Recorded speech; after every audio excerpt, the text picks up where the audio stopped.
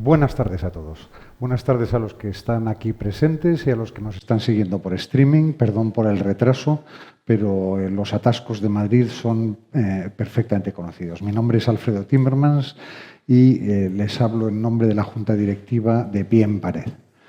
Pie en Pared es una asociación privada, sin ningún tipo de subvención, cuyo objetivo es derribar, no construir.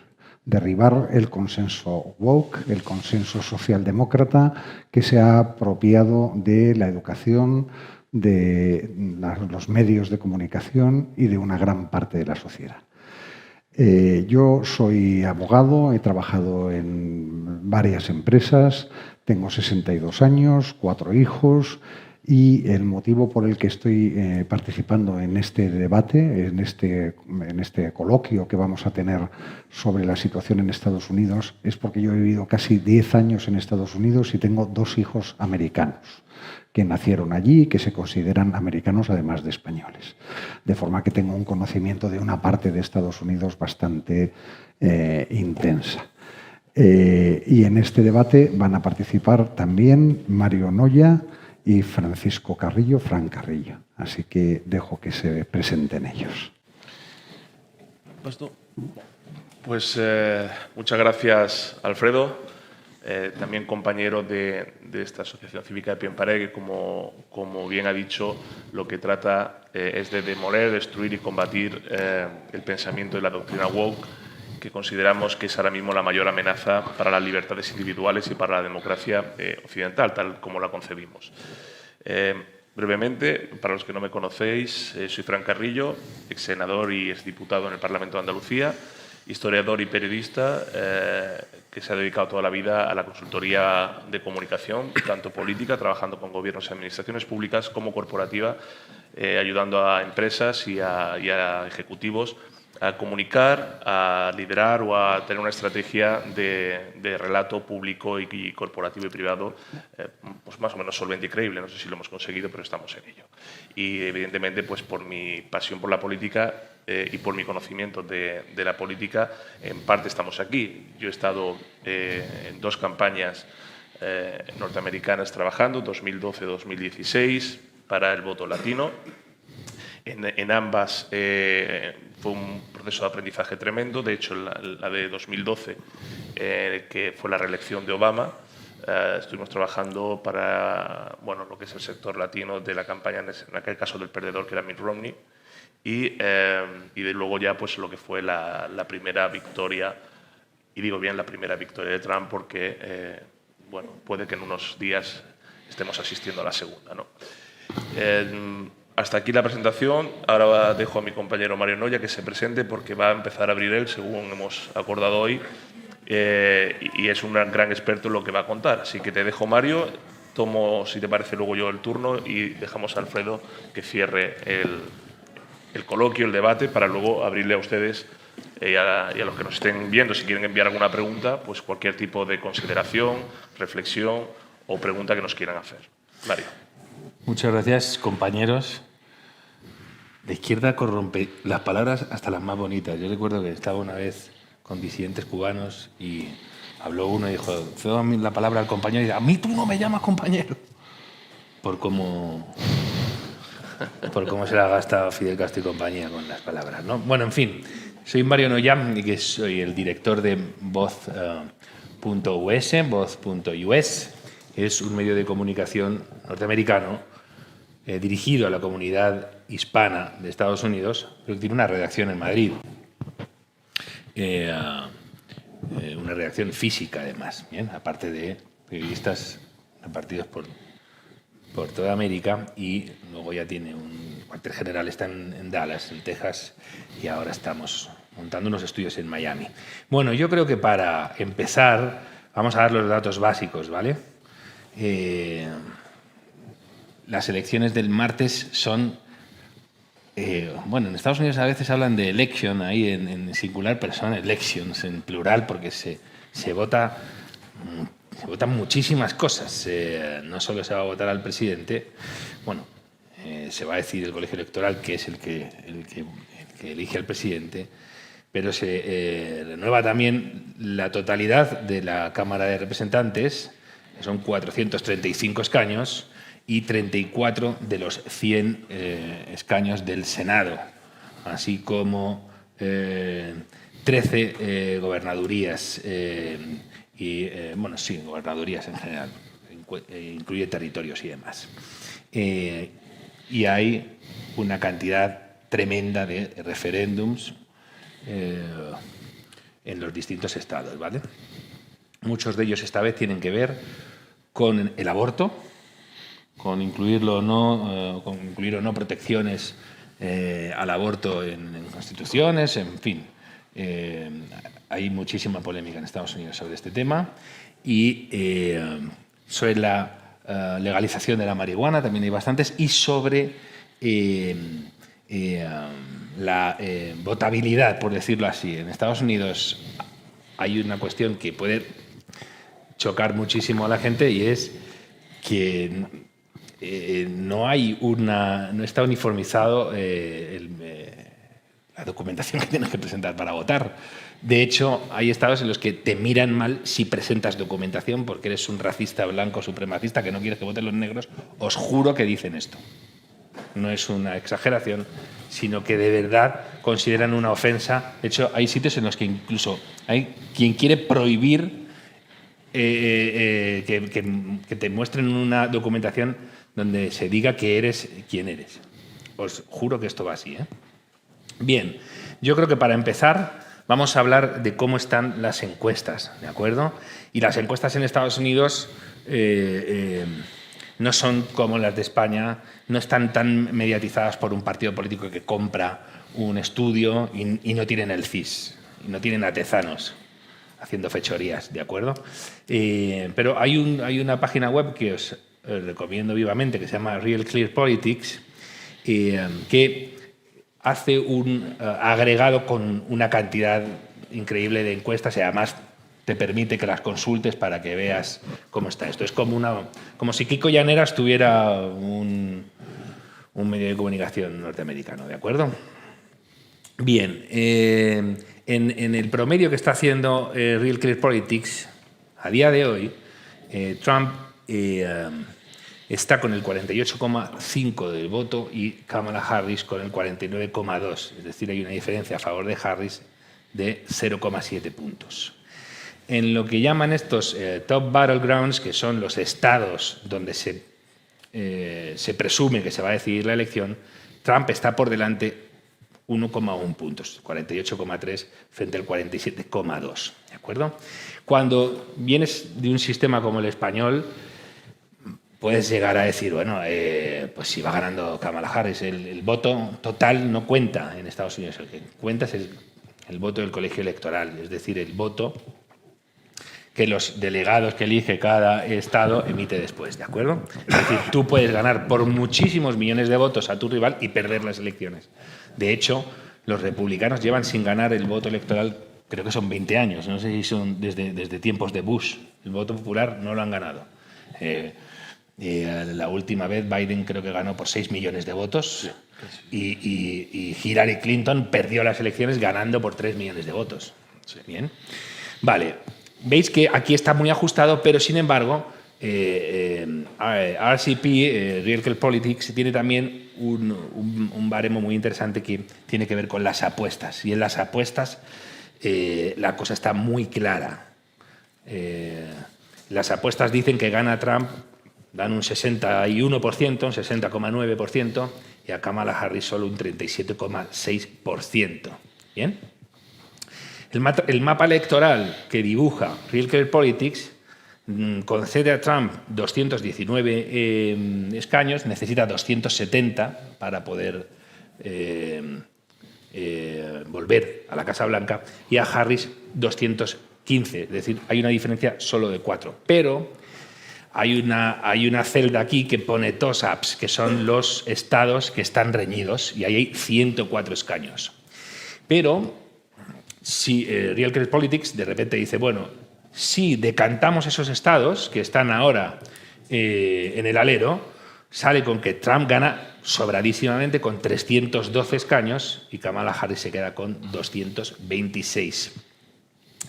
En los denominados battlegrounds, ahora mismo Trump gana en todos los importantes, en Michigan, en Pensilvania, en Wisconsin, en Arizona, en North Carolina y en Georgia. ¿De acuerdo? En todos ellos. Esto, de nuevo, aquí también la tendencia sí que está experimentando un vuelco, porque antes se dividían las victorias y ahora no. Pero las diferencias son error estadístico, error de los que te encuentras en los propios estudios demoscópicos, de un punto, de medio punto. No hay ninguna victoria clara en los battleground states, ¿de acuerdo? Hay otra cosa muy interesante, que es ver la línea de comparación de las distintas elecciones, ¿no? Bien, en 2020, en los top battlegrounds, los demócratas tenían 4 puntos de ventaja. Y en esta ocasión los republicanos llevan 1,1 de ventaja, es decir, hay un vuelco de 5 puntos a favor del candidato republicano. ¿Vale? ¿Qué más nos podemos encontrar aquí? Antes de pedir a mi querido Fran Carrillo que os comente cosas. Las encuestas también, una que es muy interesante, el grado de aprobación del presidente. Bueno, pues Joe Biden tiene una desaprobación de 15 puntos. Los que aprueban su labor están en el 41% y los que desaprueban en el 56%. Esto es un escándalo, es muchísimo, y está batiendo récords negativos este buen hombre. Y hay otra encuesta muy interesante, porque se habla de qué factores no racionales están interviniendo, que es que a los electores, que estáis viendo que están muy reñida la elección, está en un punto, si les preguntas por la dirección del país, el 26%, solo el 26%, el 27%, el 26,9%, dice que el país va en la buena dirección, y en cambio los que dicen que va en la mala dirección son el 65%, el 64,9%. Es como muy elocuente, ¿no? Y dices, o sea, vais a votar a la vicepresidenta mientras que decís que el país va por muy mala dirección. Aquí no hay, de hecho, no hay ni siquiera disputa, ¿no? En fin, estos son los datos que os quería dar ahora para que ahora pues Fran nos explique un poquito cómo van las cosas. Os voy a dar, por otro lado, cosas que hacen que los republicanos estén muy tranquilos, ¿no? En 2016, Hillary Clinton aventajaba hoy a Donald Trump en 5,9 puntos, en esas elecciones que ganó y perdió. En 2020, Biden aventajaba a Trump en 8 puntos y hoy Harris tiene 0,7. Es decir, con estos datos los demócratas están temblando, porque piensan que si ni siquiera ganan el voto popular, ¿para qué van a hacer más? Hay que dar también 2 claves más, y es que, salvo Texas, que tiene 40 votos del colegio electoral, los grandes estados son feudos demócratas, donde no hay siquiera discusión que van a ganar los demócratas. Son California, y que es sobre todo Nueva York. California se lleva 54, y eso que está perdiendo población, se lleva 54. Y por eso que Kamala gane el voto popular se da por descontado, porque estos tienen victorias abracadabrantes en sitios que están muy poblados, ¿no? Fran, tú que eres experto en campañas, cuéntanos cómo estás viendo esta campaña que no tiene la mordiente que hemos visto en otras. Es más, incluso cuesta identificar cuáles han sido los temas. Gracias, Mario. Sin ánimo de ser exhaustivo, para luego tener más capacidad de intervención. Algunas consideraciones. En primer lugar, agradeceros vuestra presencia, a los que nos están escuchando. Mario ha planteado muy bien el esbozo con los datos de cómo está la situación ahora, a escasos días de las elecciones. Para mí, las elecciones más importantes que va a vivir Estados Unidos en los últimos tiempos, en las últimas décadas. Y no diría Estados Unidos. Diría las elecciones más importantes a nivel mundial de las últimas décadas. Porque de lo que salga ahí, quien gane ahí, la política mundial vendrá determinada por la administración que llegue. Y eso nos afecta a todos. Son absolutamente decisivas y determinantes, porque los dos candidatos tienen una óptica interna y externa de cómo hacer las cosas, cómo intervenir, cómo desarrollar y, sobre todo, hacia dónde radicalmente opuestas. Estamos en una campaña en la que hay un candidato independiente frente a una candidata dirigida o teledirigida. El candidato independiente, ya lo sabemos, independiente hasta de su propio partido, que es Donald Trump, y una candidata dirigida o teledirigida, que es Kamala Harris. ¿Por quién está dirigida? Pues por quien en su momento fue presidente de Estados Unidos, que es Barack Obama, que es quien ha decidido, entre otros, que Biden no era rival para Donald Trump, por eso fue sustituido, y en su lugar pusieron a una vicepresidenta a la que están monitoreando constantemente. Tanto es así que el principal asesor de Kamala Harris, que es David Plouffe, fue uno de los jefes de campaña de Barack Obama en el año 2008 y 2012, junto a David Axelrod y otros, ¿no? Son los que están detrás de la campaña actual de Kamala Harris. Es decir, un ejemplo que evidencia que ella no es una candidata que haya surgido de unas primarias, de unas bases, ¿no? Sino que es una candidata de urgencia cuando vieron, después del debate que hubo entre Biden y Trump, que Biden no estaba capacitado ni siquiera, ya no para presidir el país, sino tampoco para ganar o liderar una campaña. En cuanto a las estrategias que están siguiendo, yo me di cuenta en el año 2012 que la tranquilidad demócrata en la comunicación política no venía tanto de su confianza en ganar ciertos estados, sino en cómo tenían controlado ese relato que luego ahora hemos visto que se ha polarizado de buenos y malos, de los que defendemos a los más débiles, a los inmigrantes, a los que no tienen nada, y los que venían a quitarlo todo. Todo ese marco que yo percibí en 2012 lo rompió Trump en 2016. Lo rompió. Dicen muchos periodistas que yo suscribo ese fallo en Matrix, vino en 2016. ¿Por qué? Porque resulta que la clase obrera, que los trabajadores, que los campesinos, los que levantaban sus negocios a pulmón en la América que no está en esos estados apabullantemente demócratas que son California y Nueva York, es decir, las costas, es decir, la América, los Estados Unidos que no son las costas, a excepción de Florida, tenían un relato, tenían una concepción de la vida y tenían una concepción del futuro más acorde a lo que decía Trump que a lo que decía en su momento Hillary Clinton. Y claro, eso los demócratas no lo podían soportar. Y empezaron a decir cosas que están repitiendo milimétricamente en esta campaña. Yo no sé si podéis ver una imagen que hay ahí, en el que yo hago esto está sacado de la campaña de Trump, pero que es bastante fidedigno de lo que pasa, y los que lo estén viendo en casa lo podrán ver, porque es replicar lo que hicieron en 2016. Los demócratas, su único discurso es que viene el monstruo, que vendrá el apocalipsis, que van a deportar y asesinar a todos los inmigrantes, que va a venir la Tercera Guerra Mundial y que es un peligro para la democracia. Lo cual es algo paradójico, porque si gana Trump es la democracia la que le ha hecho presidente. Es decir, es peligro para la democracia, la propia democracia, ¿no? Que es quien lo haría presidente. Trump sí ha variado la estrategia respecto a 2016, porque en 2016 se centró fundamentalmente en dar una vuelta a la situación económica del país, con incentivos a empresas, más allá de lo que es la propia personalidad del candidato, ¿no? Y que va a construir un muro en México, es decir, cosas que ya sabíamos que era imposible. Sin embargo, ahora es verdad que las últimas semanas lo está variando, ha hecho un discurso o una campaña mucho más ad hominem.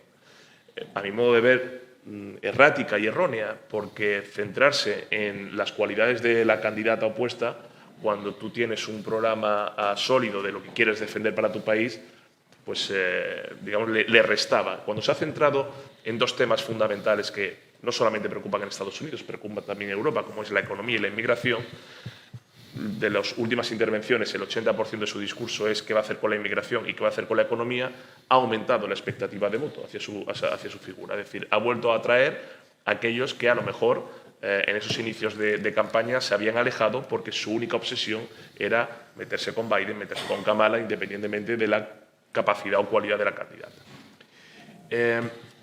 ¿Por qué en esta campaña pueden llegar a ser más decisivo que nunca el voto latino? Ahora mismo hay 36 millones de hispanos, latinos, con capacidad de influir en el voto en Estados Unidos, cerca ya de los 40 millones. Es verdad que hay 7 estados que van a ser decisivos, según en todas las encuestas, 7 estados que hace un mes Harris estaba por delante y que a día de hoy Trump está por delante. Hablamos de Arizona, hablamos de Pensilvania, hablamos de Nevada, hablamos de Georgia, Carolina del Norte, Michigan y Wisconsin.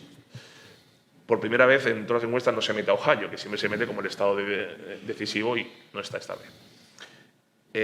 Arizona, que ha sido siempre tradicionalmente republicano, salvo en 2020, que ganó por Biden, pero no porque Biden hiciera ahí buena campaña, sino porque Arizona era el estado de John McCain. Trump en 2020 decidió parte de su campaña insultar a John McCain, que ya sabéis, héroe de guerra, ¿verdad? Porque John McCain no pidió el voto hacia él. Y la familia de John McCain se ocupó y se preocupó de que en su estado no ganara Trump. Bueno, según las encuestas, ahora mismo ganaría. ¿Qué es lo que está pasando? Pues bien, en las últimas semanas la campaña de Harris se ha dedicado exclusivamente a hacer inversión en los medios tradicionales para captar ese público hispano, incluyendo mensajes en español, en castellano. Por ejemplo, Mi Voz, Por Nosotros, Lucharemos. Ha invertido muchísimo más, solamente en un mes, 15 millones de dólares en espacios radiofónicos de medios hispanos, mientras que Donald Trump ha ido hacia medios como podcast, programas en Internet y lo que en 2016 le dio esa comunidad amplia de hombres jóvenes, hispanos y negros en su mayoría, que están más acostumbrados a esas herramientas. Porque el voto latino, que en 2016 fue mayoritariamente demócrata, también en lo masculino, ahora ha virado. Y ahora son los hombres los que están más cerca de la opción de Trump, mientras que el voto femenino sigue en manos de Harris. Eso es lo que está preocupando la campaña demócrata. Y claro, Donald Trump, que lo ha centrado todo en qué voy a hacer para revitalizar la economía y qué voy a hacer para frenar la inmigración, lo ha hecho en torno a dos ámbitos fundamentales. Y es, en manos de esta gente, la economía, los valores de Estados Unidos están en peligro, de ahí el eslogan, que el eslogan, más allá de que sea bueno o positivo, porque es sonoro, porque se recuerda, porque va acorde con los valores tradicionales, tiene una palabra que para mí es importante, que es el again, es el de nuevo, es decir, apela a una nostalgia, es decir, fuimos grandes y cada vez que viene un demócrata dejamos de ser grandes interna y externamente. Y eso lo ha juntado más allá de lo que es su propia personalidad. Porque fijaros, y con esto voy concluyendo y le doy paso a Alfredo. Cuando uno coge los datos y lo coteja con los relatos, que es siempre la batalla actual, yo siempre pregunto, ¿quién ha sido de la historia reciente el orador político más célebre, difundido, reconocido, que se pone como ejemplo de retórico, de capacidad de persuasión y tal? Seguramente toda la gente diría Obama, ¿no? Por cómo consiguió en 2008, por su capacidad. Bien. ¿Quién no cumple ninguno de los propósitos de la buena oratoria, de la buena comunicación pública y política? Pues seguramente Trump, en cuanto a estructura de discurso. Yo le pregunto a la gente, ¿qué le pide un ciudadano a un político? No, que cumpla sus promesas y que cumpla su programa. Obama ha sido el dirigente, un presidente norteamericano de los últimos 50, 60, 70, no sé hasta dónde irme, que menos ha sido fiel al programa político por el cual se presentó en el año 2008 y el que menos lo ha cumplido. Sin embargo, Trump es el presidente que más lo ha cumplido. ¿Qué es lo que se ha vendido a los medios de comunicación? Todo lo contrario. Que estamos ante un fiasco, que estamos ante una persona que miente, que estamos ante un peligro para la democracia, un peligro para el mundo, y sin embargo es el presidente que, bajo un programa, es el que más acerca. Lo digo porque Trump hace una campaña muy, muy beligerante contra los medios de comunicación. Y para muchos eso es un acierto, para otros es un error, esa forma de polarizar. Pero yo le invito a que vean un vídeo que creo que ha sido incluso sacado en Estados Unidos, ha llegado a España, de todos los noticieros nacionales y estatales americanos denominado dentro de la órbita progresista, o lo que ellos llaman progresista, es decir, demócratas, de la órbita demócrata, en el que todos los presentadores, todos, es un clip buenísimo, de 1 o 2 minutos, para los periodistas que estáis aquí, si lo podéis rescatar. Todos empiezan arrancando el informativo de la misma manera. Trump es un peligro para la democracia. Trump es un peligro para la democracia. Todos el mismo discurso, como si a alguien se lo hubiera pasado. Ya sabemos que en España hace lo mismo Moncloa y Ferraz con los periodistas. Se los pasa, van a los medios y lo lanzan. Bueno, pues allí lo mismo. Con lo cual están dando la razón a Trump de que el problema son los medios de comunicación. Claro. De hecho, se ha negado a hacer un debate, otro debate, con Kamala Harris si no se hacía en la Fox. ¿Por qué? Porque no se fía de la tendencia o de la tendenciosidad de ciertos medios. Eso por un lado. Con lo cual se ha ido a otros canales.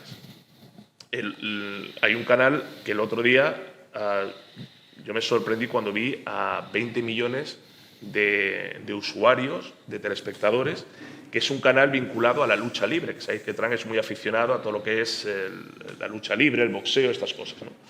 Y le entrevistó un ex luchador. Bien, pues llegó a una comunidad que en todas las entrevistas que ha hecho Kamala Harris en medios nacionales no había llegado, en cuanto a usuarios.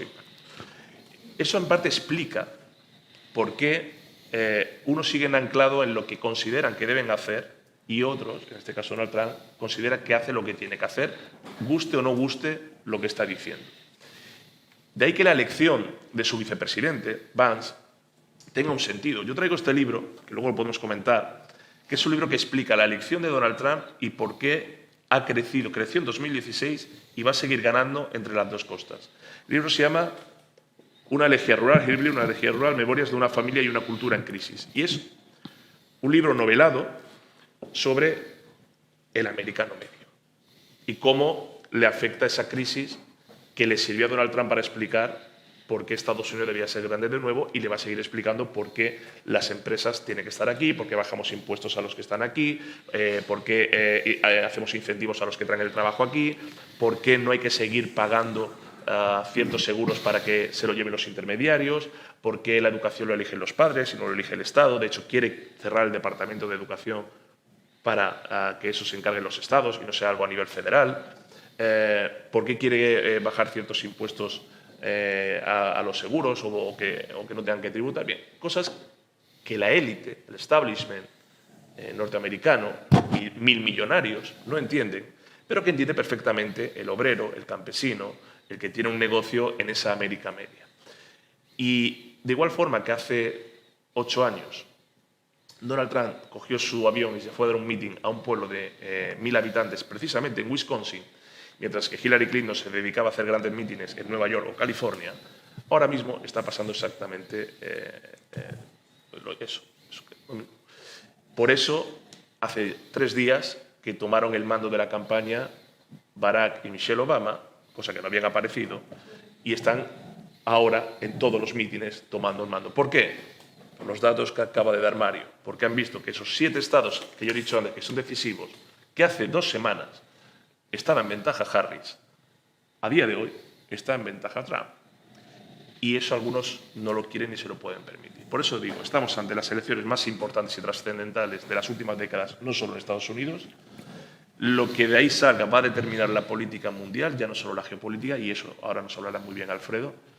Y para mí la campaña, de igual forma que Trump la está volviendo a reorientar hacia lo que le dio la victoria en 2016, porque a él le da igual no ganar el voto popular, tiene claro dónde tiene que ganar, el relato de los demócratas está siendo lo mismo. Justicia social, economía para todos, que todos tengan todo cubierto, y si gana Trump, deportará a inmigrantes, os quitarán las ayudas, os quitarán los seguros médicos, es decir, el mismo relato que en 2016. Vamos a ver hasta dónde llega cada uno. Ahora, si queréis, ampliamos en una segunda intervención. Le doy la palabra a mi compañero Alfredo para que se amplíe con su expertise, como él sabe.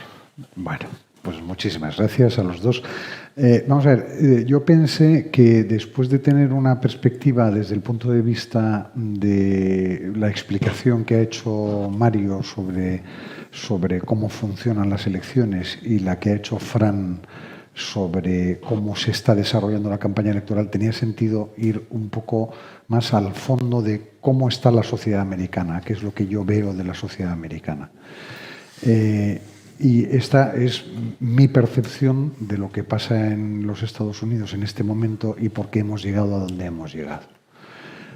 En mi opinión, los Estados Unidos llevan desde hace muchos años en una crisis, y en una crisis muy profunda y muy larga. Esa crisis tiene que ver con cómo se ven los Estados Unidos a sí mismos, los ciudadanos americanos, y con cómo se ven su papel en el mundo. Después de la caída del muro, solo quedó un poder mundial, el líder del mundo libre, los Estados Unidos. Años después, cuando terminó la presidencia de Bush, con el desgaste que había producido la guerra de Irak, se manifestó un agotamiento muy profundo.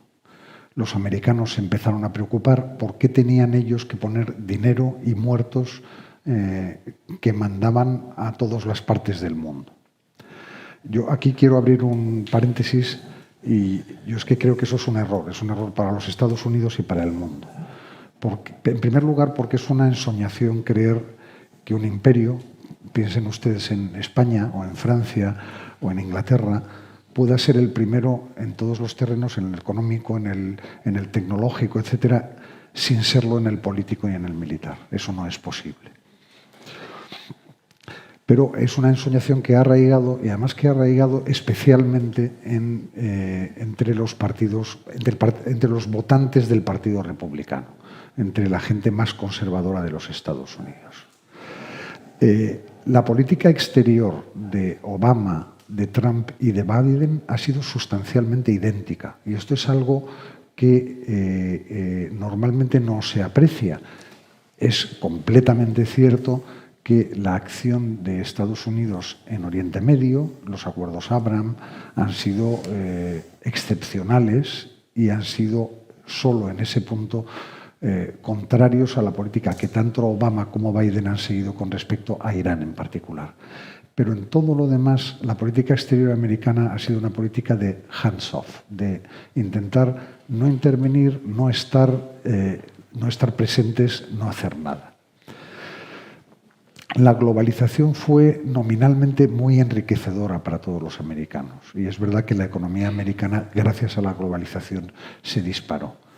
Pero hay muchos indicadores secundarios que nos dicen que la sociedad no está tan bien como nos dicen las cifras. Por ejemplo, un dato que a mí me parece que es espeluznante es que empezando en el último año de Obama, la esperanza de vida en los Estados Unidos empezó a bajar.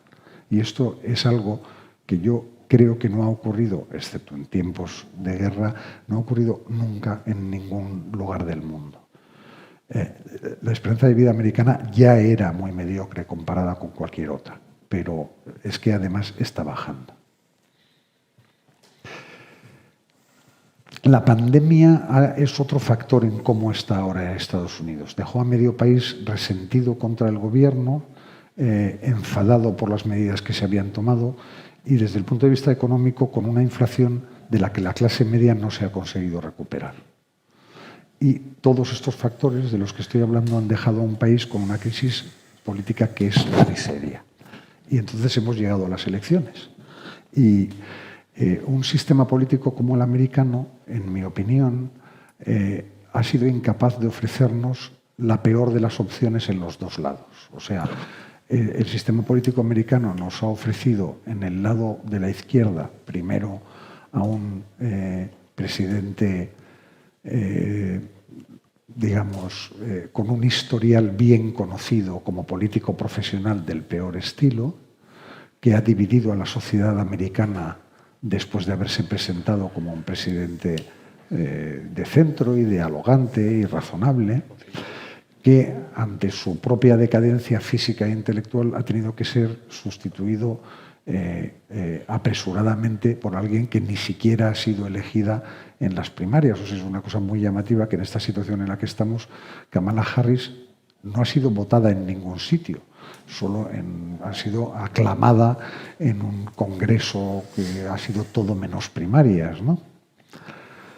Y del otro lado, bueno, perdón, hay otra cosa que quiero decir, es que normalmente no se recuerda que Obama quiso evitar que Biden fuera el candidato, pero no lo consiguió. Y entonces lo que hizo Biden, para no estar en peligro, es elegir de vicepresidenta, de segunda en el ticket en aquel momento, a quien de ninguna manera podría llegar a ser nunca presidenta, porque no tenía ni experiencia ni capacidad, porque era una demócrata californiana, y ese es el motivo por el que ella está ahí. Y por eso... Sigue sin tener experiencia ni capacidad, ¿eh? Bueno, no va a cambiar, bueno, eso ya es discutible, pero esa es la situación en la que nos encontramos y ese es el problema que tenemos, ¿no? Y del otro lado está Trump. Entonces yo ya supongo que muchos de los que estamos aquí coincidimos con muchos de los valores de Trump, pero yo pensé que tenía más sentido en esta mesa precisamente y en esta reunión decir las cosas que yo tengo contra Trump. Entonces, esto es lo que yo tengo contra Trump como candidato del Partido Republicano. Primero, tiene 78 años. Y a mí no me parece que este sea un puesto de trabajo apropiado para alguien de 78 años. Cuando termine la presidencia tendrá 83 y en contra de lo que están diciendo en los últimos días los demócratas, es verdad que no hay ninguna señal de deterioro intelectual, pero tiene 78 años y eso es un hecho físico y biológico.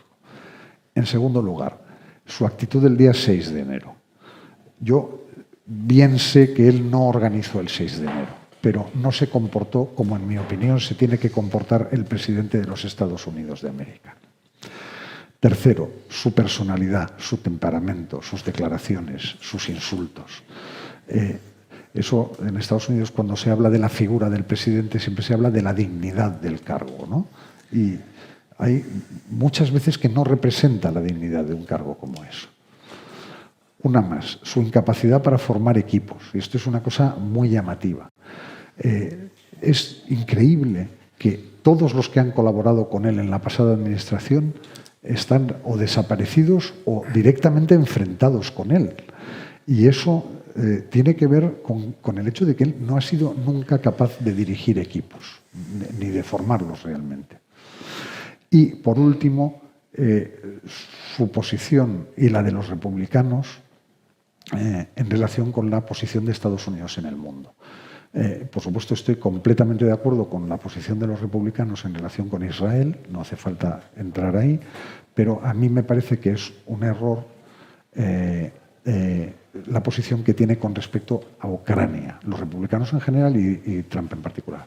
Mi amigo y secretario general, Marcos de Quinto, dice, que conoce bien los Estados Unidos, dice que esa es una posición negociadora y que probablemente lo único que quiere es forzar a los europeos a hacerse cargo del asunto ucraniano. A mí me parece que Rusia no es para el mundo, no solo para Europa, no es un riesgo menor de lo que es China o de lo que es el islamismo radical. Y por lo tanto me parece que los Estados Unidos deberían estar enfrente también de la expansión rusa, no solo de otras expansiones. Y no tengo más que decir. ¿Me dejas que...? Es que no me resisto a dos cosas con las que estoy en desacuerdo. Con todo lo demás sí, pero en dos cosas estoy en desacuerdo con Alfredo. Y como esto se trata de hacer debate, para que no sea tan aburrido, que estamos de acuerdo en todo. Sé que estamos de acuerdo en casi todo. Solamente dos cositas, Mario, ¿vale? De los últimos puntos que ha dicho Alfredo, que por cierto, es verdad eso de que no sabe hacer equipo, tanto es así que ya no es que esté con los que estaba antes, que algunos incluso piden el voto para los demócratas. Es decir, ha llegado a ese punto. Dos cosas en las que estoy de desacuerdo. En el tema de la política exterior. Generalmente las administraciones republicanas, aunque es verdad que con el tiempo prácticamente eso ya se ha establecido como que todos siguen un mismo patrón, pero son muy poco dados a intervenir en el mundo. El carácter de policía mundial o moral o tal ha sido más más atribuible a administraciones demócratas. Trump es muy favorable a la doctrina Monroe, eso de América para los americanos, intervenir lo justo y tal. Bajo la administración Trump no se desató ningún nuevo conflicto en el mundo. Ninguno. Independientemente de los que hubiera. Más allá de la capacidad negociadora del personaje político en cuestión. No se desató ninguno. Bajo la administración Obama se desató Siria, por ejemplo, que provocó más de 8 millones de refugiados en toda Europa. Bajo la administración Biden, Ucrania, que ya en la administración Obama hubo un primer intento con el intento de anexión de Crimea por parte de Rusia, pero con Biden, Oriente Medio, Ucrania, Yemen, etc. Lo digo para los que dicen que vendrá el apocalipsis y la Tercera Guerra Mundial con Trump cuando tenemos ejemplos de desestabilización mundial bajo administraciones demócratas. Y el segundo punto, no en desacuerdo, pero que sí podemos discutir, pero que es verdad que en la mentalidad norteamericana esto es menor problema que el que podríamos tener aquí, es el tema de la edad. Aprovechando que mañana vamos a estar en otro evento y que próximamente llegará a los cines, algo que ha sido censurado y cancelado en Estados Unidos, como es el biopic de Ronald Reagan, protagonizado por Dennis Quaid. Hay que recordar con qué edad se presentó Reagan a la presidencia norteamericana y sobre todo la edad en la que fue reelegido, por encima de los 80 años ya, si no me equivoco. Y no daba muestras, como se ha dado Biden, de decrepitud física e intelectual en su momento. Es más, fue uno de los bastiones, junto a Margaret Thatcher y Juan Pablo II, San Juan Pablo II, de la lucha y el combate y la derrota contra el comunismo. Más allá de sus políticas y sus grandes frases. Y en Estados Unidos se le da una cierta relevancia, predominancia y respeto a que el comandante en jefe tenga experiencia. No miran tanto la edad. Bueno, de hecho, en uno de los debates que tuvo Reagan en el año 84 con el candidato demócrata, con Walter Mondale, en aquel momento la campaña demócrata incidía en la edad de Reagan. Se presentaba a la reelección con una edad, digamos, inconcebible. Y Reagan contraatacó en el primer debate, o en el segundo debate, no recuerdo ahora bien, en el que dijo: yo no voy a utilizar con propósitos políticos ni con fines políticos la juventud e inexperiencia de mi oponente. Si tú pones en la balanza la edad y en otro lado la juventud e inexperiencia, va a ganar la edad, allí. ¿Por qué? Porque se fían más de la experiencia de una persona. Entonces, en todos los puntos que ha comentado Alfredo estoy bastante de acuerdo. No creo que sea bueno para el país el histrionismo del personaje, las formas que tiene, sobre todo de comportarse en algunos actos.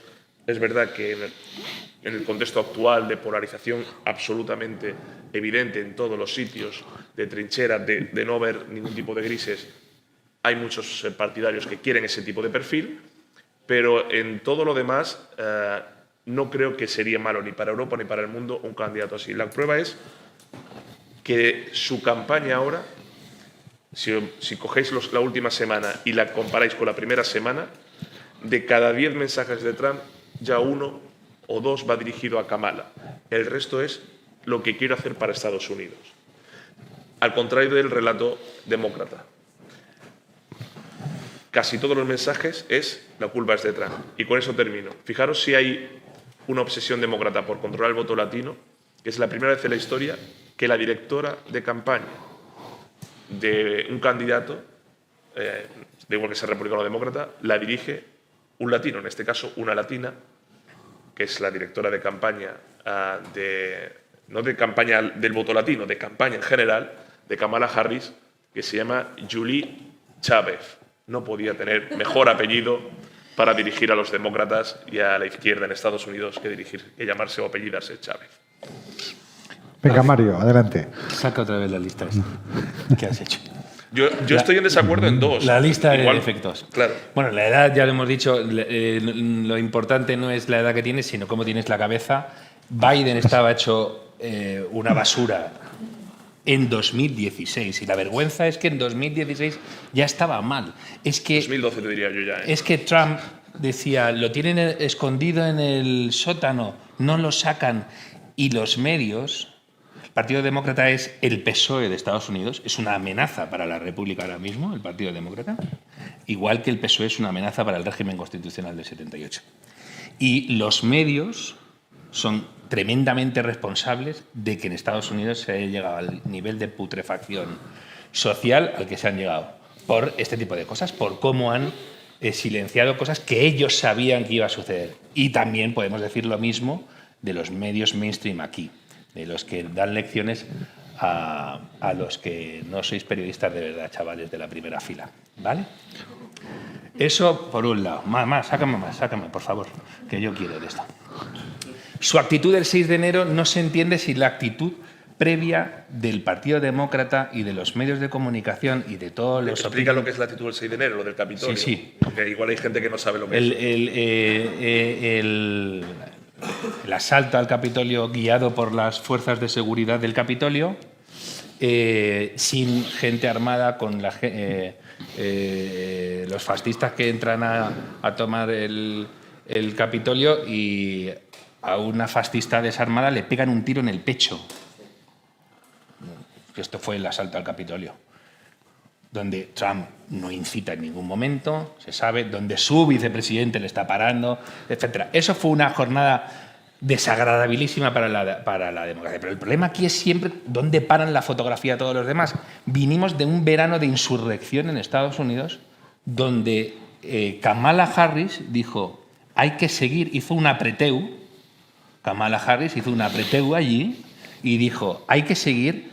Y si hay que seguir después de las elecciones, se sigue, como diciendo, si gana este, vamos a seguir incendiando las calles, quemando comisarías en el estado del vicepresidente Walz, que dejó que se arrasara una comisaría, haciendo campaña para que los criminales que estaban que estaban literalmente incendiando las calles en Estados Unidos, no pagaran ni $1 por sus tremendas responsabilidades. Esto hizo Kamala Harris. Entonces, te llega es lo de siempre, es lo que pasa con la derecha aquí. A vosotros os pueden escupir, os pueden amenazar, os pueden asesinar, pero ni se os ocurra decir una palabra más alta que la otra. Entonces la gente ya llega y dice, pues que salga un Trump, que salga Milei y que salga el que más rabia les dé. Entonces, por ahí yo lo acabo de entender. Y además la gente habla al final de los políticos como si fueras a comer lentejas con ellos al día siguiente. Es que no quiero... No sé si me va a caer bien o no. Eso es un problema que tenemos también. Confundir, ¿no? Este me cae más de bien, tiene que ser más majo. Bueno, pero ¿es bueno o no es bueno? Porque a lo mejor es muy malo. Y luego el que tiene cara de psicópata, a lo mejor es un genio. Pues ese tipo de cosas tendríamos que aprender a distinguirlas. La incapacidad de formar equipos... No me la acabo de creer, es decir, es lo que se nos transmite. Y además vemos qué sucede con sus equipos. Pero ¿sabéis a quién le pasa eso? A Netanyahu. Y Netanyahu es un prodigio de la política. Es un prodigio. O sea, me da igual, no entro ni siquiera ahora a si estar de acuerdo o no con lo que hace. Es un prodigio de la política. Y es un tipo al que no podrían guionizarle su vida política. Y además hace cosas con muy mala leche. A ver, ¿quién es el que me va a amenazar? En mi partido le voy a hacer ministro de Finanzas en el peor momento económico de Israel para que se pudra y tal. Hace todo ese tipo de perrerías y ahí sigue. Y todos sabemos... Eso lo hace Sánchez también. Sí, pero claro, es que Sánchez no es Netanyahu ni es Trump. Ese es el problema, que esta gente sin equipos... O sea, Trump tenía unas cifras pre-coronavirus absolutamente alucinantes. Sin equipos... Me cuesta mucho creerlo, sabiendo además cómo es Estados Unidos y la burocracia increíble que tiene. La cuestión de Ucrania sí que a mí me da, es lo que más me da pena del debate norteamericano, pero ahí también tiene mucho que ver con cómo se ha manejado el Partido Demócrata en política exterior. Es que han metido unos sablazos increíbles, que han sido muy ladrones, muy sinvergüenzas, y luego han hecho unas políticas de nation building que no buildingaban nada. Es decir, voy a levantar Irak. No levantas Irak. Traicionas a los tipos que se han jugado literalmente la vida por ayudar a tus tropas allí. Lo de Afganistán, la salida de Afganistán ha sido una vergüenza. una vergüenza y una infamia de lo que no se van a recuperar. Entonces, ¿qué pasa? Que en Ucrania ha habido una cantidad brutal de corrupción, como no quiero ni contaros en Haití y en otro tipo de cuestiones. Y los republicanos lamentablemente han politizado esa cuestión que yo creo injustamente. Para mí Ucrania está dando un ejemplo impagable de heroísmo. El pueblo ucraniano, la nación ucraniana, Zelensky y demás. La gente de la nota dice, Zelensky, otros igual, que era un actor, sí, qué bien. Y que no se viste, no se cambia de ropa. Muy bien, ya. Pero a Zelensky le llamó el presidente de Estados Unidos cuando iban a asesinarle directamente en la primera noche de la invasión. Le dijeron, oye, te sacamos con tu familia. Y dijo, no, yo no me voy de mi país. Yo me quedo aquí y si me tienen que matar, que me maten. Y además voy a salir con mi gobierno a la calle por la noche en Kiev para que vean que estoy aquí de verdad. Rusia lo primero que hizo además fue mandar a Kadyrov y su basura, a los islamistas cortacabezas y demás, y este se quedó ahí. Joder, ¿cómo va a ponerle yo pegas? Abre paraguas y viene Alfredo. Y luego, nos va ahora a refutar todo esto. Luego, no, pero yo lo digo porque mucha gente dice eso de, joder, Trump me cae mal, grita y tal. Es que a mí como me dicen tanto eso de que gritas. Pero en Rusia no se posiciona a favor de Rusia. Y luego, que él pararía la guerra. Y luego, una última cuestión. Que con él la guerra se detendría. Él no dijo, yo estoy a favor de Putin. Dijo, conmigo eso, la guerra de Ucrania acabaría. Y luego yo creo que sí que ha habido grandes diferencias entre la política exterior de Biden, la de Obama y la de Trump. Primero, porque muchas de las políticas de Biden y de Obama son buenistas, son declarativas y esas hacen muchísimo daño, a diferencia de cómo era la política exterior de Trump. Segundo, el establishment de la política exterior no perdona al gañán que haya conseguido logros extraordinarios que no ha conseguido ni por asomo el cuerpo diplomático tan exquisito que tiene toda la ONU, y eso no se lo van a perdonar jamás. Y tercero, Biden no tanto. Obama partía de la base de que Estados Unidos era una fuerza para el mal, que había hecho mucho mal, que tenía que pedir perdón y que se tenía que retirar. Esa era la base de todo lo que hacía Obama. El proyecto de New York Times de 1619 es obamita. No somos un país excepcional, ¿qué de cosas malas hemos hecho? Soy negro y he llegado aquí de casualidad, porque mi país son una banda de deplorables fanáticos que creen en Dios y estas cosas que hacen los primitivos. Y Trump viene con todo lo contrario, a decirle, chicos, mal del todo no lo habéis hecho. Es una elección, además, sobre todo, que tiene que ver también con todo esto, de, mira, hay un tipo que es extraordinario, yo os recomiendo, si solo tenéis que leer a alguien de Estados Unidos, leer a un tipo que se llama Victor Davis Hanson, que es un historiador. Tiene libros traducidos en España. Y ha escrito un artículo que se llama Election 2024, Those Who Lecture versus Those Tired of Being Lectured. Es que esto es así. Los que aleccionan frente a los que están hasta las narices de que los aleccionen. Y Obama empieza a caer mal porque es insoportable. Está empezando a echarle charla a los negros porque no votan, según las encuestas, como es debido a Kamala Harris, a los varones negros. Los varones negros les van a decir que vengan para acá. No habrá más, a los hispanos... Que no tengo para contestarte, no habrá más ventanas. Vamos a dejar a Alfredo porque... No, o sea, no era por picar a Alfredo, sino porque sé que estas son las cosas que yo tengo se aquí dicen para algunas cosas que no estoy de acuerdo, pero quiero que Alfredo ahora nos conteste. No, vamos a ver, si yo solo quiero contribuir a que sea un debate útil. Vamos a ver. Cuando Reagan dejó el poder tenía la misma edad que ahora mismo tiene Trump. Punto 78, 78. O sea, quiero decir que no es comparable en absoluto. Y el segundo mandato de Reagan, tengo que decir que fue bastante problemático. El Irán contra... Los tiros. Sí, es verdad, habían pasado los tiros, pero habían pasado los tiros en un señor que tenía, tenía 70 años, pues que no es lo mismo que si tienes 25. Es que, no, cayó el muro con el siguiente presidente, no con Reagan. Bueno, pero da igual. Yo lo único que digo es eso, del 6 de enero. Pero yo conozco bien todo lo que se dice, digamos, por las dos partes en conflicto. Lo cierto es que Trump no solo fue el que convocó la manifestación, no solo en el Congreso de los Estados Unidos, sino que le pidió a su vicepresidente que hiciera algo que no podía hacer, porque la certificación que expide el vicepresidente es meramente testimonial, como es evidente para cualquiera. Pero no quería, yo no quería meter el dedo para... No, yo lo único que digo es que los dos candidatos que les ha ofrecido a los americanos el sistema político americano son dos malos candidatos pero eso es injusto también. Para la situación en la que estamos. A mí me gustaría ver un Reagan, sí, me gustaría ver un Reagan. A mí me gustaría ver un presidente digno, que no se dedique a insultar. De los equipos, has dicho una cosa y luego no lo has probado. Yo lo único que digo es, dígame usted, 5 personas que trabajaran con él en la primera administración y que sigan con él, porque es que no existen, literalmente no existen.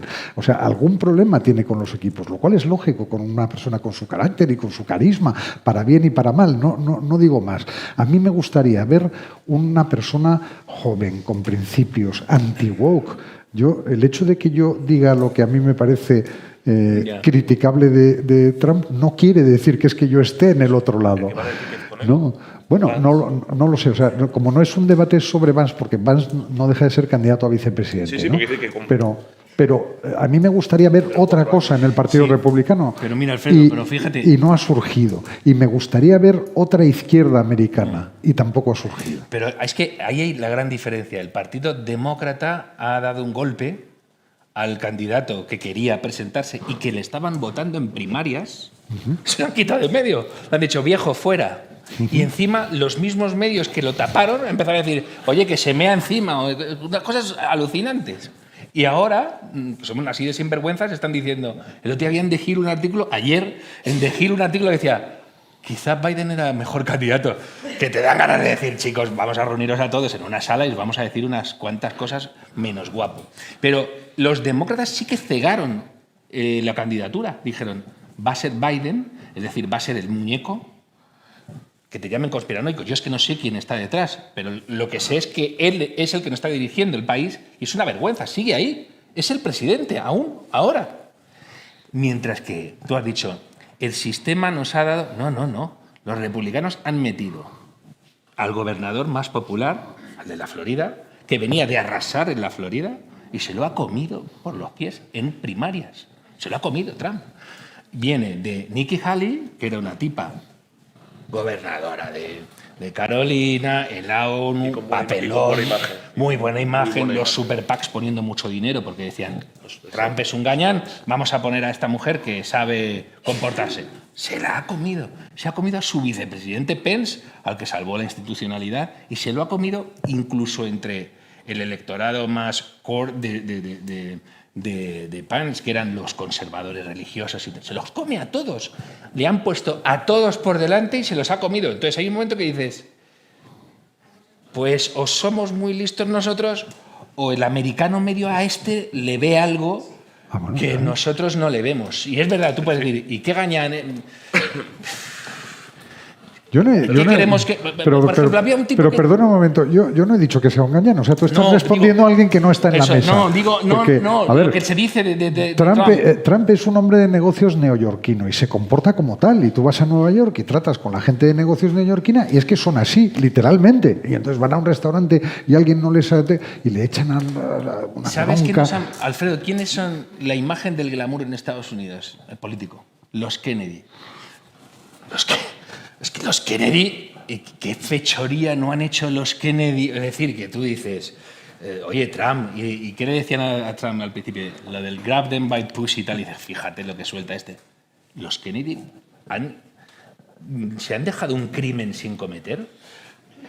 Bueno, y luego venía el otro, Clinton, que andar en retratos y perfiles le decía, fíjate qué tipo más estiloso.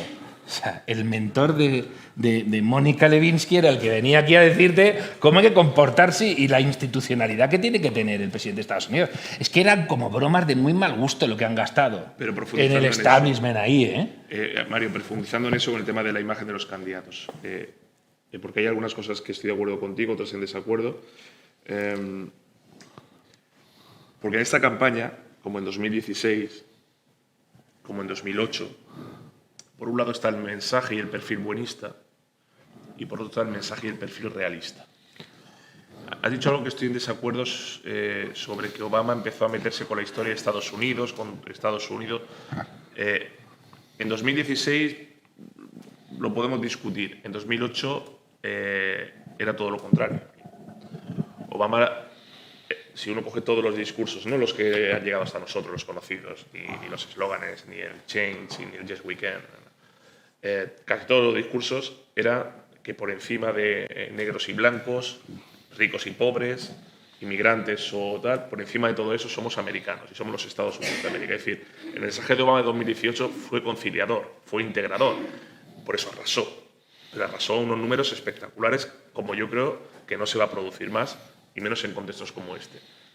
Evidentemente, eso en 2012, por una situación en la que la gente vio lo que planteó en campaña y lo que 4 años después vio, volvió a ganar sin la intensidad de 2008.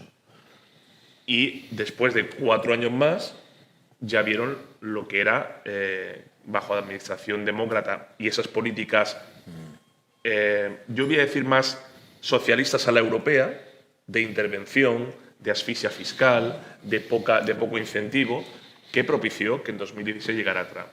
Si hay un vídeo que no he logrado encontrar, no sé si lo ha retirado ya YouTube o no sé, pero era un vídeo que hacía un collage, un clip muy bueno, sobre personalidades del ámbito de la izquierda en Estados Unidos, actores, sobre todo actores, pero intelectuales, académicos, gente muy conocida, presentadores de televisión como Oprah, por ejemplo, que cuando Donald Trump es ridiculizado en una cena de corresponsales de la Casa Blanca por el propio Obama, y entonces enfocan a Donald Trump con una cara de... algunos dicen que ahí fue cuando decidió presentarse a presidente en el año 2013, 2014, no me acuerdo exactamente del año, pues en esos 2 años, hasta que él ya oficialmente se presenta a las primarias y quiere ser presidente de Estados Unidos, hay una campaña de desprestigio personal hacia él por parte de todo el establishment, digamos, de actores, tanto de Hollywood como de la parte neoyorquina, en la que llegaban a decir cosas como antes nos invaden los marcianos a que Trump sea presidente. Antes, yo qué sé, nos invade Somalia que Trump sea presidente. Si Trump es presidente, yo me voy a vivir a Júpiter. Cosas así para ridiculizarlo, ¿no? O Trump nunca será presidente. Escucha lo que te digo, nunca será presidente. Pues en un clic resume todo eso hasta que en el año 2016, en enero, se ve jurando la Biblia de la Constitución. Enhorabuena al 45º presidente de los Estados Unidos. Están siguiendo el mismo patrón ahora. Entonces, ¿qué pasa? Que, al igual que pasa con la izquierda en el mundo, hay un perfil buenista. Nosotros somos los que protegemos el medio ambiente.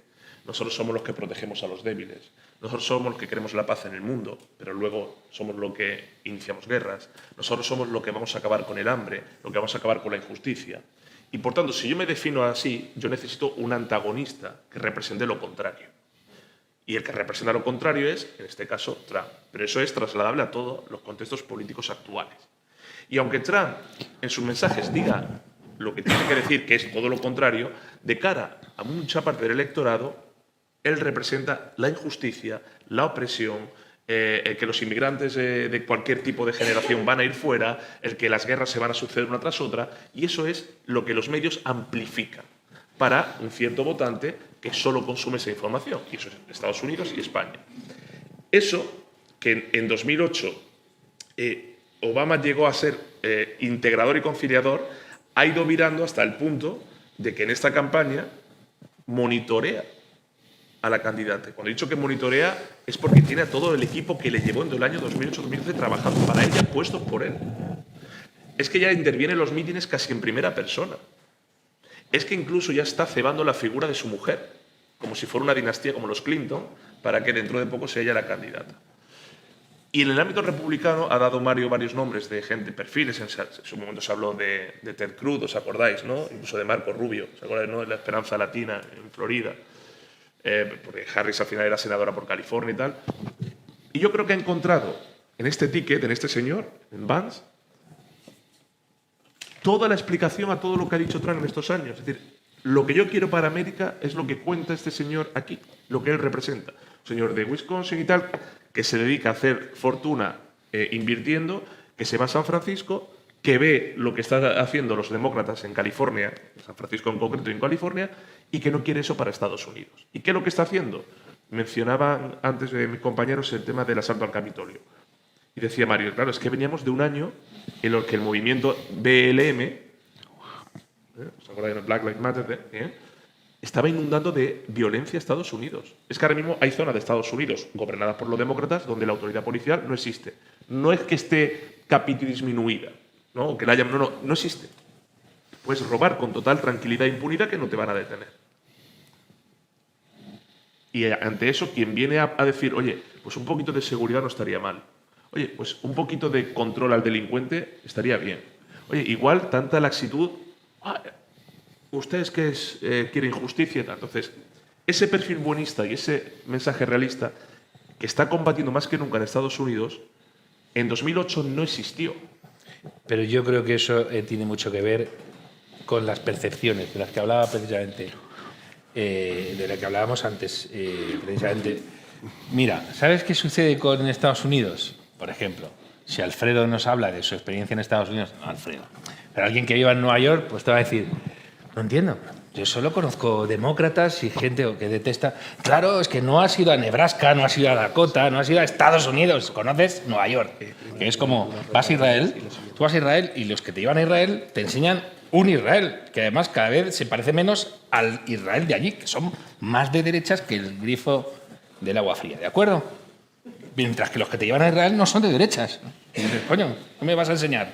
Entonces de repente tú dices, uy, hay una distorsión en la imagen, claro, porque no me estás enseñando el país.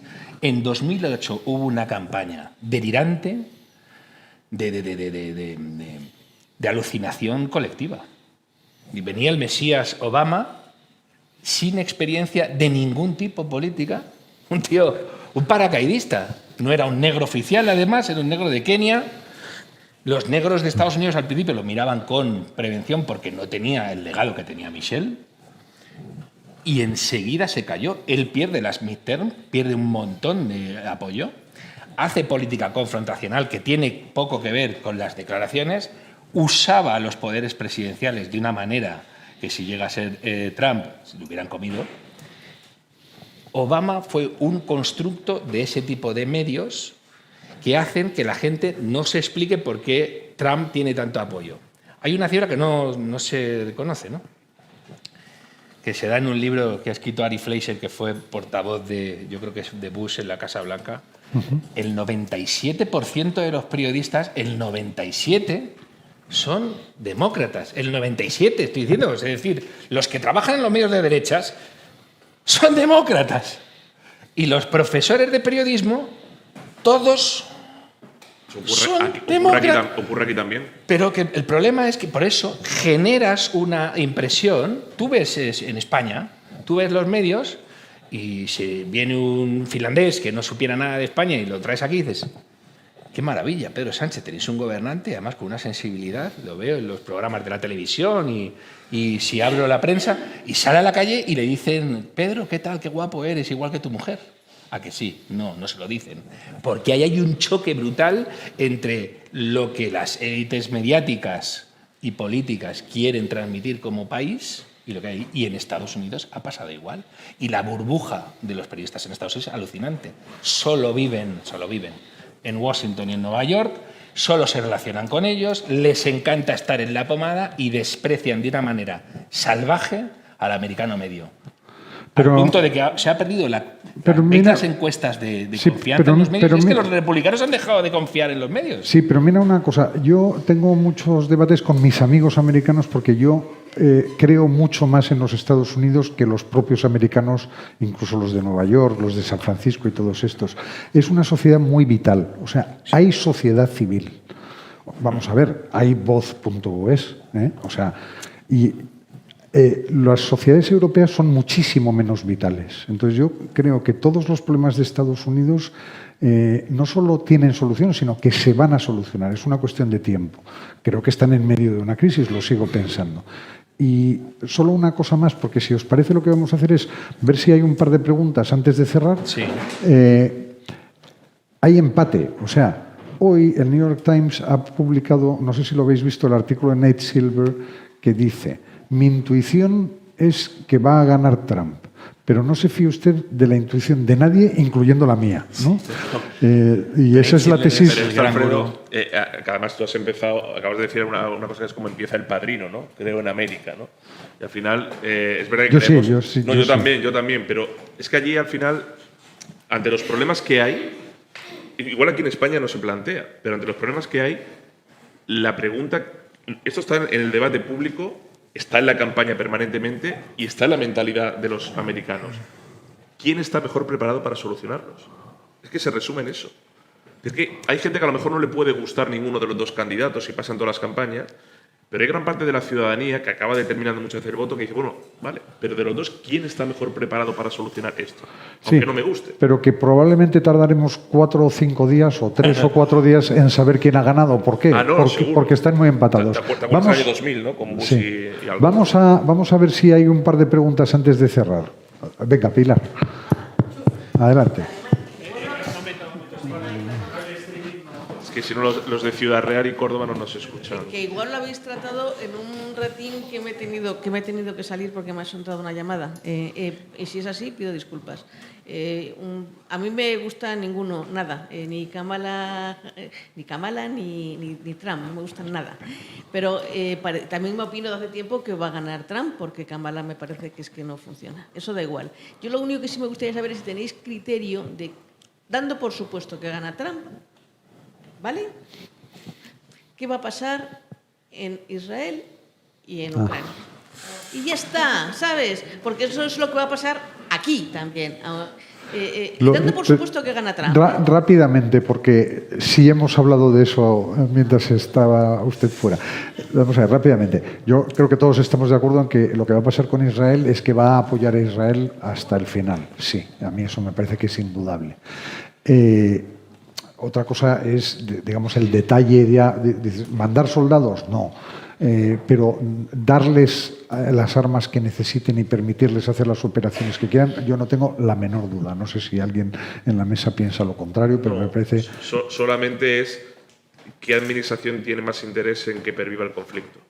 Quiero decir, Trump no es muy partidario, por mentalidad propia, ni de crear conflictos, ni de intervenir, ni de que Estados Unidos lleve el peso de las operaciones en cualquier conflicto. De hecho, sus constantes apelaciones a que los aliados en la OTAN deben implicarse un poquito más van en esa dirección. Cuando él repite tantas veces que conmigo se acabaría la guerra de Ucrania, conmigo se acabaría, es porque ya lo dijo en 2016. Sí, pero no ha dicho que se acabaría la guerra en Israel. Lo que ha dicho es que va a apoyar a Israel. O sea, el problema que hay con Israel... con la guerra de Israel es que es un poco lo que está haciendo el mundo occidental realmente con Ucrania, que es darles suficientes armas para que no pierdan, pero no las suficientes para que ganen. Eso es lo que está haciendo. Y eso es lo que está haciendo la administración Biden, en mi opinión, en Israel. Les está dejando hacer cosas, están tomándose pero no les están dando ni autorización ni armas suficientes para ganar. Perdón. Te digo, en el caso de Israel, por ejemplo, cuando hubo todo este ataque de misiles, los portaaviones y la flota norteamericana estuvo interceptándolos, por lo cual decir, se han tomado una parte activa todos los que venían de Irán y los estuvieron. Porque eso es defensivo, pero el problema lo tienen los israelíes en lo ofensivo. Por supuesto. Pero yo es que lo último que quiero decir sobre Israel es que a mí me parece que los republicanos, y Trump desde luego, ven más el problema de Israel como un problema de política interna que de política externa. O sea, no tiene nada que ver con Ucrania. Y a mí lo que me preocupa es la política con Ucrania. Marcos piensa que es una forma de presionar a los europeos para que ellos se hagan cargo del problema.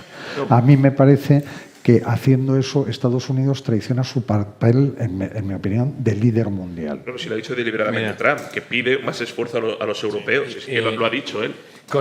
Ya lo digo yo por alusiones, ¿no? Yo lo que creo es un negociante y dentro de lo que es el tema de negocios, y dice, oiga, en Ucrania pongan ustedes soldados, pongan ustedes misiles, pongan ustedes aviación, y si Rusia y hay un conflicto ya en Europa, probablemente puede que entren. Pero lo que no van a hacer es entrar si Europa no da el primer paso. Eso, por Y un matiz a un conflicto que no se ha hablado aquí y que es importante. Recordaréis hace unos años la que se armó cuando la expresidenta de la Cámara de Representantes, Nancy Pelosi, llegó a decir que algún día habrá que abordar el tema de Taiwán para que, digamos, sea independiente y tal. Al día siguiente tuvieron que desmentirle. Bueno, Trump, cuando le preguntaron sobre eso, dijo, es que no hay debate, Taiwán es China. Sabe perfectamente con quién tiene que negociar y son bajo qué términos.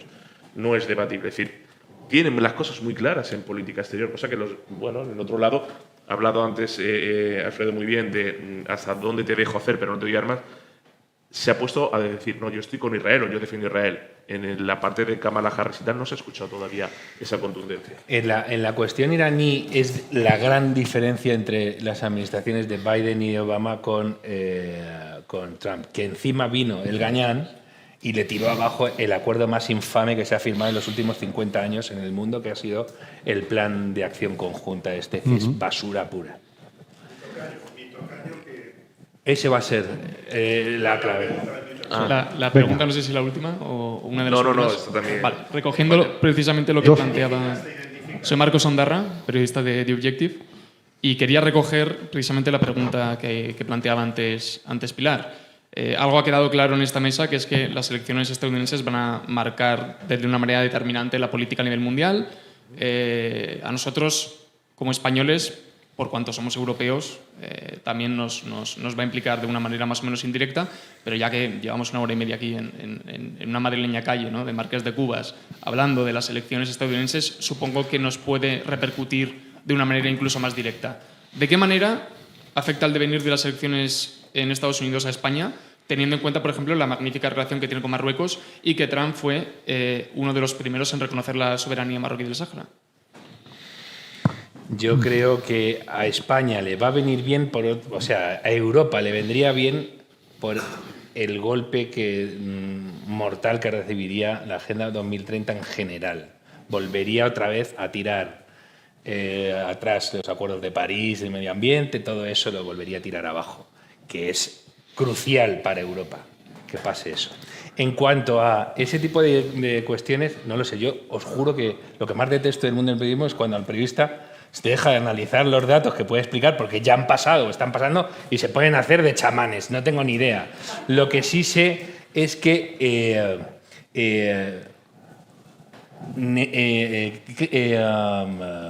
Trump es un negociador y los Pedro Sánchez de la vida los detesta y además con el vamos a ver.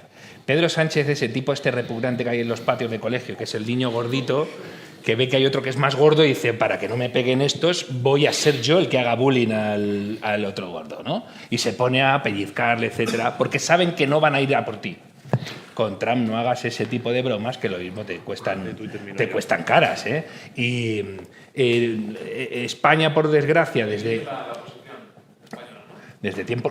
tiempos de Aznar, verdaderamente Aznar es el último gobernante español que tuvo real peso específico en cuestiones de política exterior y donde se atendía de verdad lo que decía Aznar. Es que esto yo lo he escuchado en Estados Unidos muchos años después de que Aznar estuviera, lo seguían recordando y su alianza con Polonia y con Chequia. Yo soy un orgulloso miembro del gabinete de Aznar. Yo quería decir una cosa sobre esto rápidamente, pero no me voy a enrollar.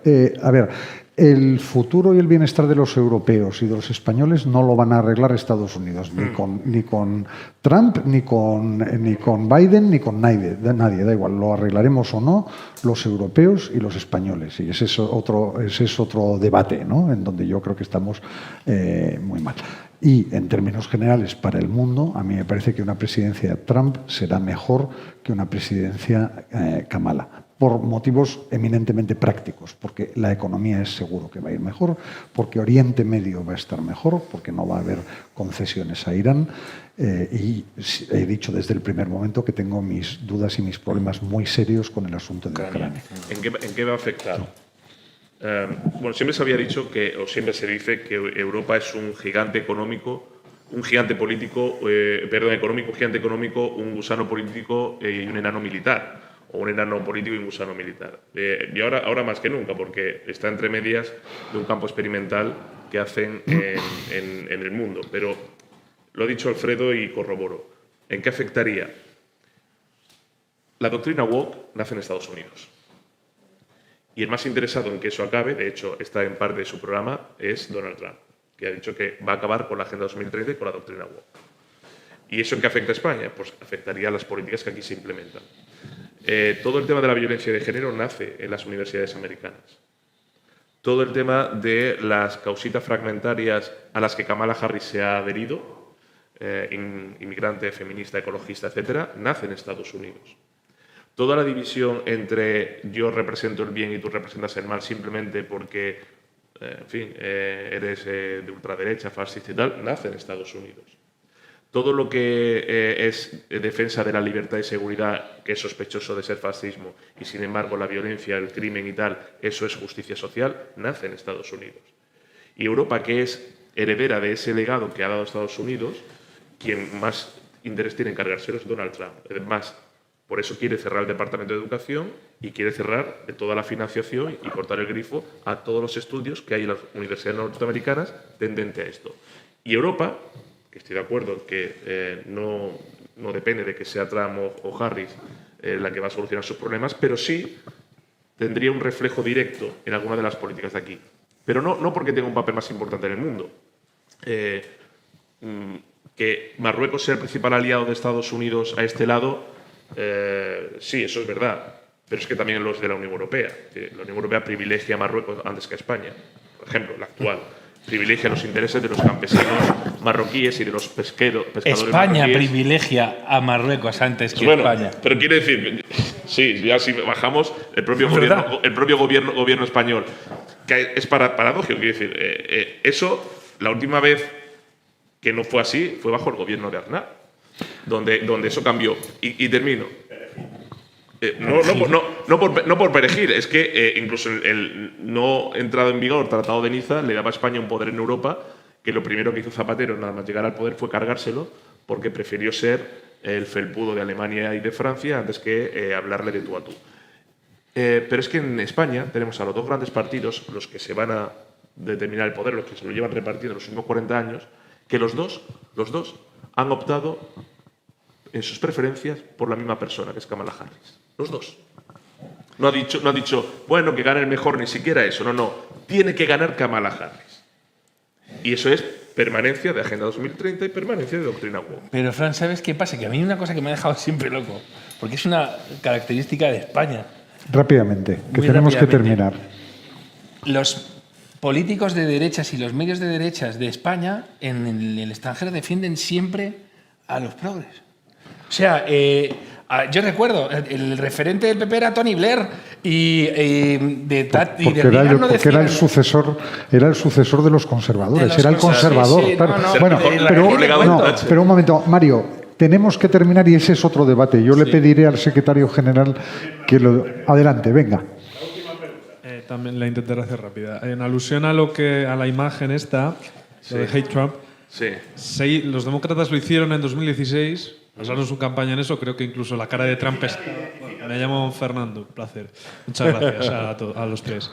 Creo que hasta llegó a estar la cara de Trump en la web de campaña de Hillary, perdieron, lo hicieron de nuevo en 2020, pero 4 años de mandato, COVID incluido, pues hombre, puede ayudar. Y lo están volviendo a hacer ahora. ¿Hasta qué punto asociáis esto a que el Partido Demócrata es como un niño pequeño que está cegado con Trump o quiere tapar un poco su propio vacío y su propia forma de no superar la era Barack Obama? Y 2, ¿hasta qué punto veis como contraproducente en una campaña estar todo el día hablando de los defectos del contrincante en lugar de ensalzar tus virtudes? O sea, en una campaña, ¿cómo veis de contraproducente el que es una realidad? Se está centrando más el mensaje en odiar a Trump y decir que Trump es malo en lugar de nosotros somos buenos. Bueno, lo he dicho antes, al final, esto lo han entendido muy bien los que dirigen campañas en la izquierda y sobre todo la izquierda política mundial. Si tú planteas en el tablero una hegemonía comunicativa, una hegemonía discursiva y un antagonista político en el adversario, y lo sabes cebar muy bien, tienes gran parte de la ciudadanía absolutamente ya a tu favor, por la anestesia que supone eso. Si además a eso le añades la constante apelación al estado de ánimo que más mueve al votante o al ciudadano, que es el miedo, independientemente de que ese miedo esté centrado en un tema o en otro, pues eso incrementa.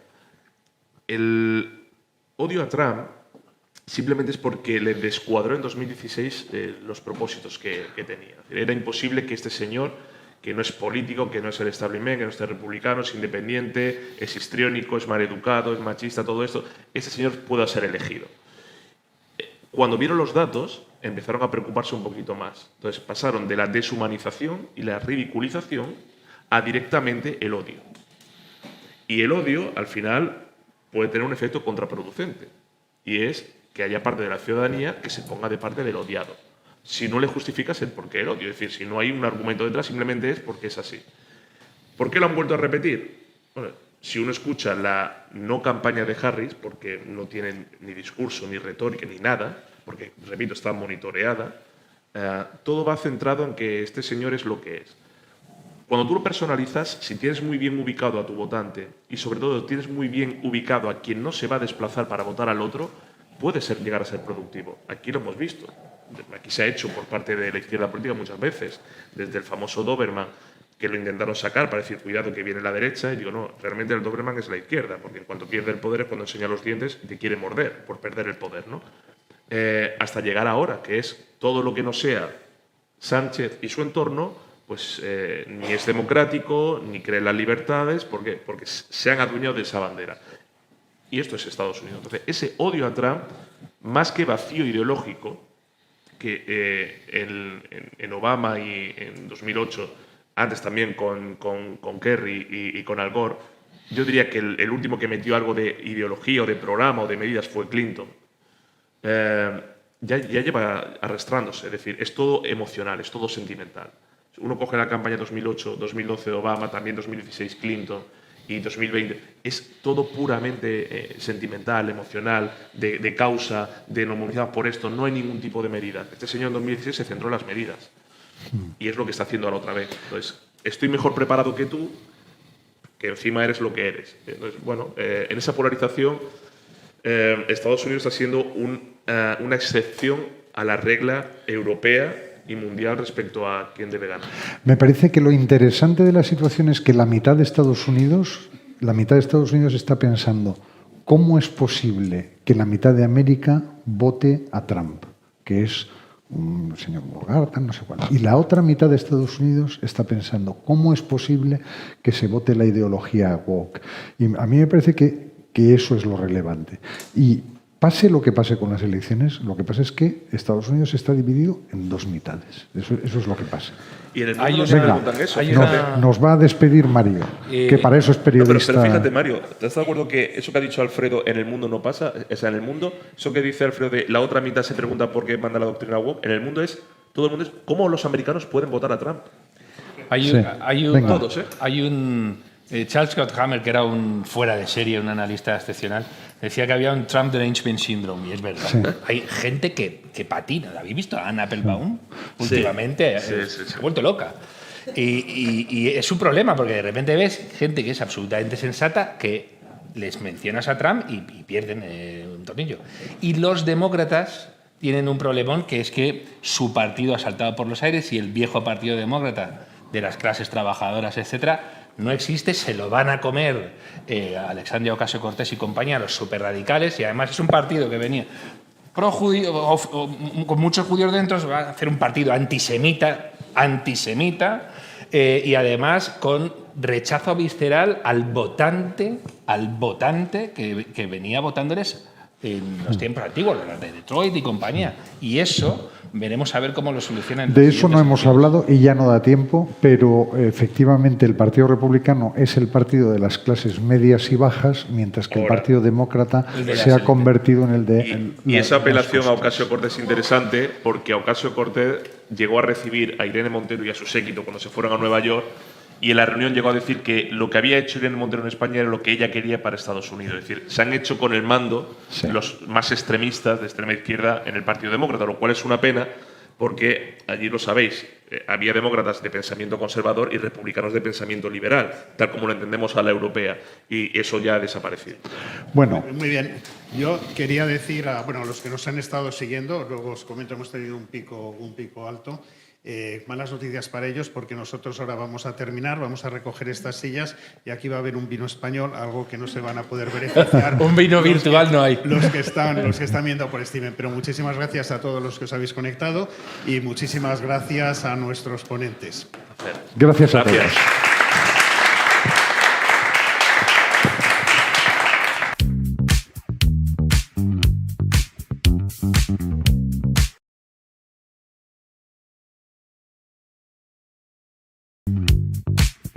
Mm-hmm.